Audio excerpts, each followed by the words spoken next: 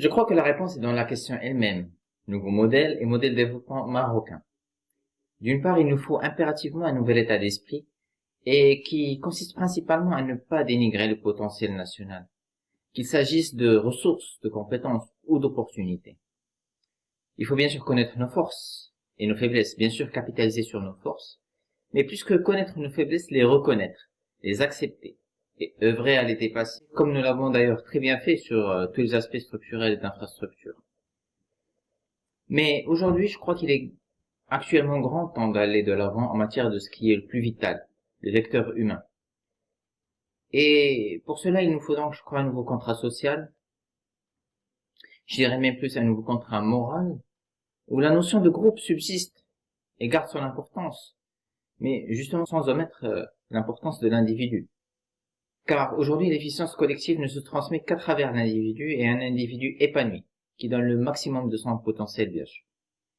Il y a donc un effort à fournir sur la considération avec un grand C du citoyen vis-à-vis des administrations, un travail de fond dans la valorisation de tout un chacun en entreprise, la stimulation et encore plus d'encouragement réel et effectif à l'innovation et l'entrepreneuriat, avant que nos potentiels aillent ailleurs comme ça a été toujours le cas.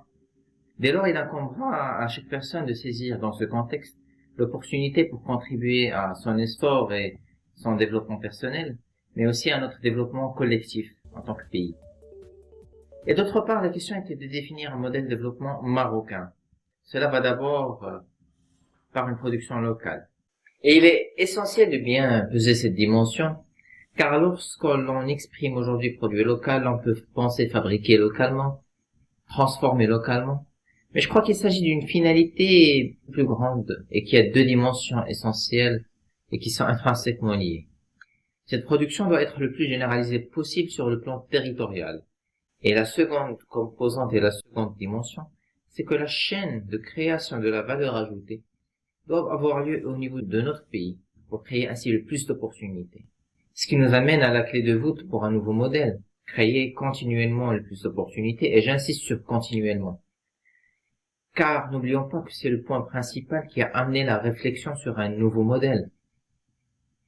Et pour aller plus loin, pour créer encore plus de valeur ajoutée et ainsi plus d'opportunités, il faut continuer à exporter, ce que nous faisons bien.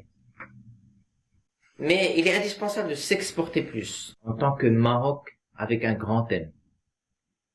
Il faut donc veiller à ce que l'on ne produise plus uniquement en marque blanche, mais aussi avec nos propres enseignes, des enseignes marocaines, fortes et compétitives, qui nous donneront une image de leader, non pas uniquement sur les secteurs où nous sommes déjà fortement présents, mais aussi sur les plans technologiques et scientifiques.